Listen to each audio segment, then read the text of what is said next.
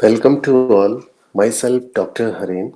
Today I am going to discuss about life history strategies. आज के lecture में हम डिस्कस करेंगे कि लाइफ हिस्ट्री किसे कहते हैं, लाइफ हिस्ट्री स्ट्रेटजीज किसे कहते हैं, ट्रेड्स किसे कहते हैं, ट्रेड ऑफ किसे कहते हैं, ट्रेड ऑफ का इम्पोर्टेंस इवोल्यूशन में क्या है उसको हम डिस्कस करेंगे और लास्ट में trade off between फेकंडिटी and survival को हम डिस्कस करेंगे. इंट्रोडक्शन. Life history.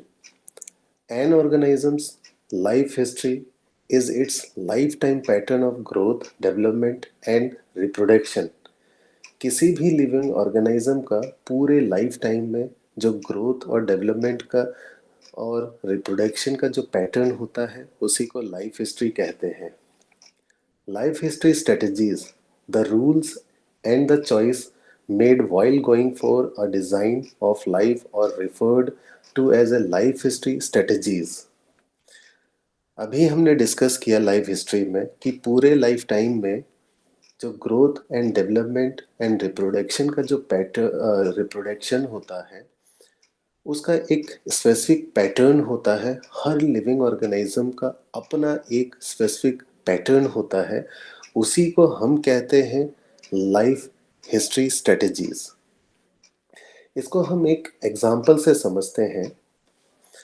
आपको सामने एक पिक्चर दिखाई दे रहा है, तो इस पिक्चर में एक ब्लू हेडेड फिश है जिसका नाम है ब्लू हेडेड रेस.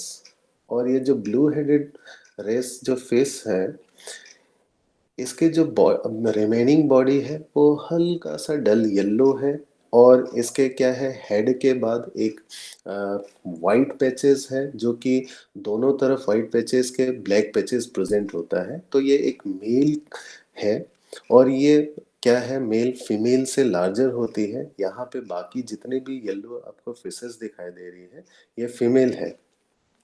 और ये जो एरिया आप समझ लीजिए एक इसका क्या है हैबिटेट है जिसे हम रीफ बोलते हैं. एक रीफ में क्या है कि एक ही मेल प्रेजेंट होता है और बहुत सारी फीमेल्स प्रेजेंट होती है.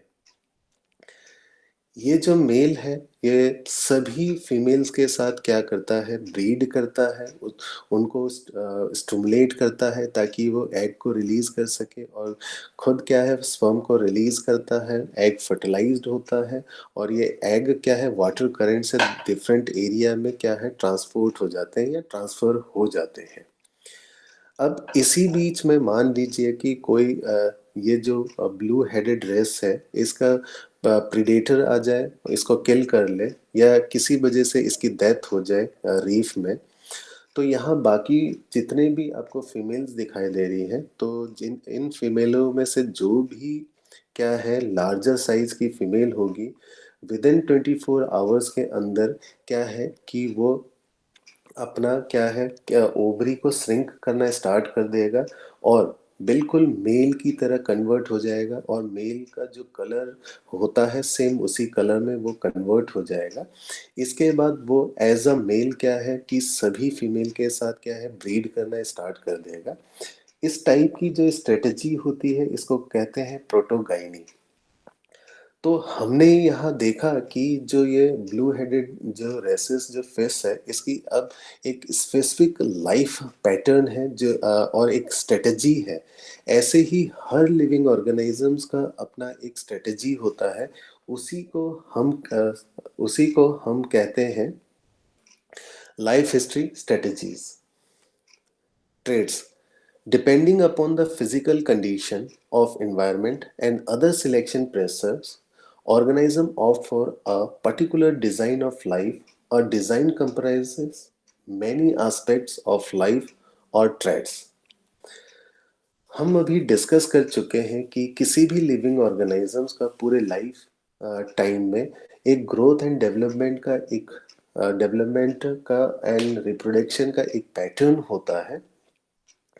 और ये जो ग्रोथ एंड डेवलपमेंट का जो पैटर्न होता है इसके कई सारे एस्पेक्ट्स होते हैं, उन्हीं को हम ट्रेड्स कहते हैं. For example size at birth, growth pattern, age at maturity, size at maturity, number and size of offspring, age and size specific reproductive efforts lifespan. Trade-off play important role in evaluation of life history strategies. A trade-off exists when one trade cannot increase without a decrease in another और vice versa. कहने का मतलब है कि एक trade तब तक increase नहीं हो सकता जब तक दूसरा ट्रेड क्या है डिक्रीज नहीं होगा. इसको हम एक एग्जांपल से समझते हैं. कुछ लिविंग ऑर्गेनिजम्स क्या है कि वो अपना ज़्यादा से ज़्यादा जो एनर्जी है वो रिप्रोडक्शन में यूज़ करते हैं और कम से कम जो एनर्जी है वो ग्रोथ एंड डेवलपमेंट में यूज़ करते हैं. तो ऐसे लिविंग ऑर्गेनिजम्स में क्या है कि पेरेंटल केयर नहीं देखा जाता है और क्या है कि नंबर ऑफ जो ऑफस्प्रिंग पैदा होते हैं वो बहुत ज़्यादा होते हैं और अर्ली एज में क्या है कि वो मैच्योर हो जाते हैं, यानी फेकंडिटी रेट क्या है बहुत हाई हो जाता है. हम इस एग्जाम्पल पे देख रहे हैं कि अगर वो कि ज़्यादा से ज़्यादा जो एनर्जी है अगर वो रिप्रोडक्शन के लिए एलोकेट कर दे तो ग्रोथ एंड डेवलपमेंट के लिए जो एनर्जी है वो डिक्रीज हो जाएगा. ऐसे ही अगर ग्रोथ एंड डेवलपमेंट के लिए एनर्जी को इंक्रीज कर दें तो वो रिप्रोडक्शन के लिए क्या हो जाएगा डिक्रीज हो जाएगा. तो हम यहाँ देख रहे हैं कि जो एक ट्रेड्स में अगर एनर्जी को इंक्रीज करते हैं तो दूसरे ट्रेड में एनर्जी को डिक्रीज कर रहा है. इसी को हम ट्रेड ऑफ कहते हैं. Evolution of life history involves trade offs. किसी भी इवोल्यूशन में एनर्जी का जो एलोकेशन है वो भी बहुत एक इम्पॉर्टेंट रोल प्ले करता है. इसको हम एक एग्जांपल से समझते हैं. आपको सामने की तरफ जो ये पिक्चर दिखाई दे रहा है ये फिश है और इसे गपीज बोलते हैं. तो ये फिश क्या है जो ब्राइट कलर का है वो मेल है, जो डल कलर का है वो फीमेल है. ये गपीज क्या है कि गपीज दो स्ट्रीम में पाया जाता है. तो दो स्ट्रीम में पाया जाता है ये कहने का मतलब है कि जो रेजनिक और उनके जो कलीग्स थे उन्होंने गपीज पे स्टडी किया. तो उन्होंने देखा कि दो स्ट्रीम में जो गपीज पाए जाते हैं वो दोनों एक दूसरे से बिल्कुल ही डिफरेंट हैं. उन्होंने देखा कि जो फर्स्ट स्ट्रीम है वहाँ पे क्या है जो गपीज पाए जाते हैं उनके साथ उनके प्रीडेटर भी प्रेजेंट होते हैं और जो प्रीडेटर के प्रेजेंट होने की वजह से जो गपीज है अपना ज़्यादा से ज़्यादा जो एनर्जी है वो रिप्रोडक्शन में यूज़ करता है, ग्रोथ एंड डेवलपमेंट में कम यूज़ करता है. और वहीं पर जो दूसरे स्ट्रीम है वहाँ पे क्या है कि ओनली गपीज प्रेजेंट है, उनके प्रीडेटर प्रेजेंट नहीं है. इसी वजह से क्या है वो ज़्यादा से ज़्यादा एनर्जी क्या है ग्रोथ एंड डेवलपमेंट में यूज़ करते हैं, रिप्रोडक्शन में कम करते हैं. जिसकी वजह से उनका जो बॉडी साइज है वो स्ट्रीम फर्स्ट के जो गपीज है उनसे ज़्यादा है और जो रिप्रोडक्शन है वो क्या हो रहा है लेट हो रहा है, मेच्योरिटी थोड़ी लेट होती है. तो रेजनिक एंड उनके कलीग ने क्या किया कि इन गपीज को दोनों स्ट्रीम से कलेक्ट किया. कलेक्ट करने के बाद एक कंट्रोल मैनर से उनको रियर्ड किया. कंट्रोल मैनर कहने का मतलब है लेबोरेटरी में उनको क्या है रियर्ड किया. उन्होंने कई जनरेशन तक स्टडी किया. कई जनरेशन तक स्टडी करने के बाद उन्होंने देखा कि जो फर्स्ट स्ट्रीम के जो गपीज थे जो अर्ली मैच्योर हो रहे थे और उनका जो बॉडी साइज था क्या है कि वो स्मॉल था. तो वो गपीज भी क्या है स्ट्रीम सेकंड की तरह बिहेव करने लगे. स्ट्रीम सेकंड की तरह बिहेव करने का मतलब है कि वो लेट से मैच्योर होने लगे और क्या है कि रिप्रोडक्शन क्या है लेट होने लगा, यानी मैच्योर होने का मतलब है रिप्रोडक्शन लेट होने लगा और ग्रोथ एंड डेवलपमेंट उनकी हाई हो गई. तो कहने का मतलब यहाँ है कि इन्होंने अपना जो एनर्जी का जो एलोकेशन था वो ग्रोथ एंड डेवलपमेंट में ज़्यादा कर दिया और रिप्रोडक्शन में कम कर दिया. अब ये जो कैरेक्टरिस्टिक्स था ये कई जनरेशन टू जनरेशन ये ट्रांसफर रहा. तो हम यहाँ देख रहे हैं इस एग्जाम्पल से कि जो एनर्जी का जो एलोकेशन है वो इवोल्यूशन में हेल्प कर रहा है। Trade-offs between fecundity and survival.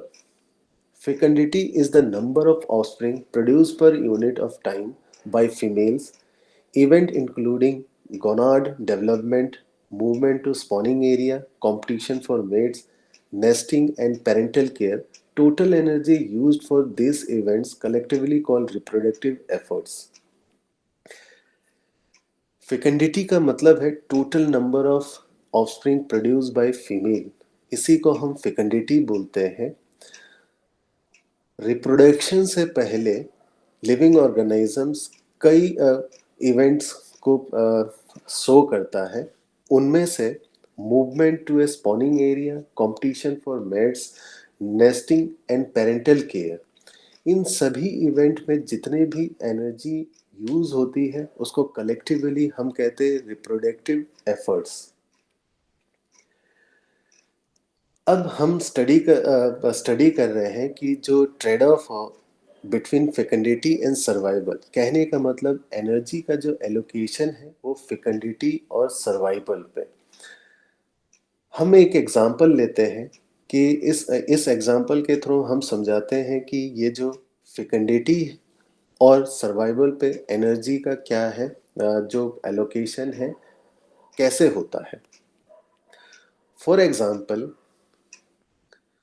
एक लिविंग ऑर्गेनिज्म है, वो ज़्यादा से ज़्यादा जो एनर्जी है वो रिप्रोडक्शन पे यूज़ करता है और कम से कम ग्रोथ एंड डेवलपमेंट पे यूज़ करता है। ज़्यादा से ज़्यादा एनर्जी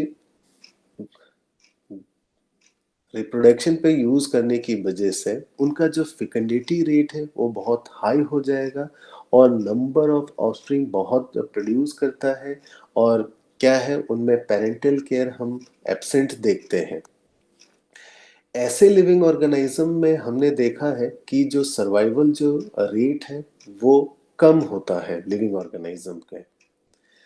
और अगर हम दूसरा एग्जांपल ले लें, जो कि ज़्यादा से ज़्यादा जो एनर्जी है वो ग्रोथ एंड डेवलपमेंट में यूज़ कर ले और रिप्रोडक्शन पे कम एनर्जी यूज़ करे, तो ऐसे जो लिविंग ऑर्गेनिजम्स होते हैं उनमें क्या है, रिप्रोडक्शन क्या है एक पर्टिकुलर एज के बाद आता है और वो अपने पूरे लाइफ टाइम में कुछ ही इंडिविजुअल्स यानी ऑफस्प्रिंग को प्रोड्यूस करता है और उनमें पेरेंटल केयर पाया जाता है। और इसी वजह से क्या है कि जो उनका जो सर्वाइवल रेट है वो हाई होता है, बट फेकंडिटी इन लिविंग ऑर्गेनिजम्स में क्या होता है, कम होता है। Trade off between the number and size of offspring. आपको यहाँ पे दो पिक्चर दिखाई दे रहा है। ए पिक्चर में ये स्पॉटेड सैलामेंडर है, बी पिक्चर में रेड ब्लैक सैलामेंडर है। ये जो ए पिक्चर है यानी स्पॉटेड जो सैलामेंडर है, ये एक फॉरेस्ट में पाया जाता है, डेसिडियस फॉरेस्ट बोलते हैं। उस फॉरेस्ट में ये पत्तों के नीचे, किसी ब्रांच के नीचे या किसी वुड लॉग्स के नीचे पाया जाता है।